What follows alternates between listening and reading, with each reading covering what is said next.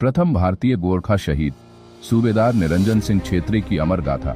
भारत की धरती हमेशा से वीरों की जन्मभूमि रही है। यहाँ के बेटे अपनी मातृभूमि की रक्षा के लिए प्राणों की आहुति देते रहे हैं। इन्हीं में से एक थे भारतीय गोरखा समुदाय के अमर शहीद सूबेदार निरंजन सिंह छेत्री। एक ऐसा नाम जिसे भारतीय स्वतंत्रता संग्राम का इतिहास कभी भुला नहीं सकता।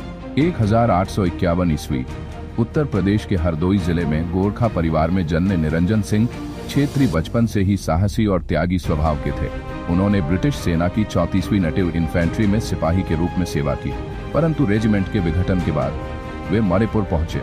मणिपुर में उनकी भेंट युवराज टिकेंद्रजीत से हुई। उनकी बहादुरी और सैन्य अनुभव से प्रभावित होकर युवराज ने उन्हें सूबेदार नियुक्त किया। लगभग 3.5 वर्ष तक निरंजन सिंह छेत्री ने मणिपुर की सेना को प्रशिक्षण दिया और मातृभूमि की रक्षा की। 1886 में महाराजा चंद्रकीर्ति की मृत्यु के बाद मणिपुर में राजनैतिक अस्थिरता बढ़ी। 21 सितंबर 1890 को विद्रोह भड़का और ब्रिटिश ने इस अवसर का फायदा उठाकर मणिपुर में हस्तक्षेप शुरू किया। 22 मार्च 1891 को ब्रिटिश सेनाएं इम्फाल पहुंची।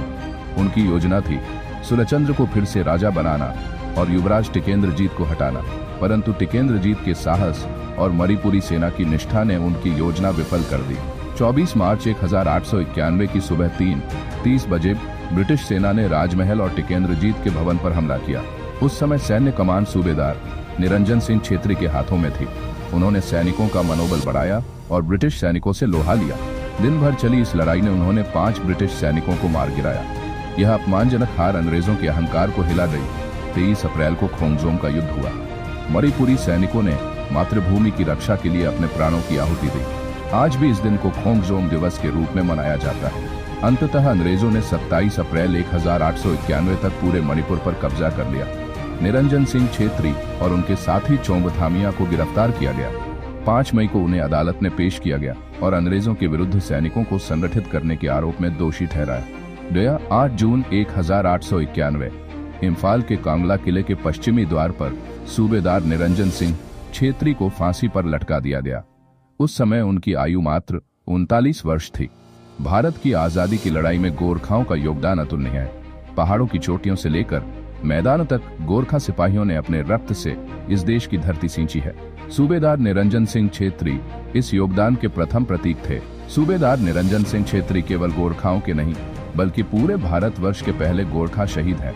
उनका बलिदान आज भी हमें यह संदेश देता है कि आजादी केवल एक अधिकार नहीं बल्कि एक अमर जिम्मेदारी है। आज जब हम उन्हें याद करते हैं तो यह प्रण लेना होगा कि उनके बलिदान को भुलाया नहीं जाएगा और आने वाली पीढ़ियां जानेंगी कि भारत की स्वतंत्रता की नींव गोरखाओं के खून और शौर्य से भी सजी है। इसी तरह गोरखा इतिहास से जुड़े वीडियो को देखने के लिए IGB ऑनलाइन टेलीविजन को फॉलो करें। जय हिंद।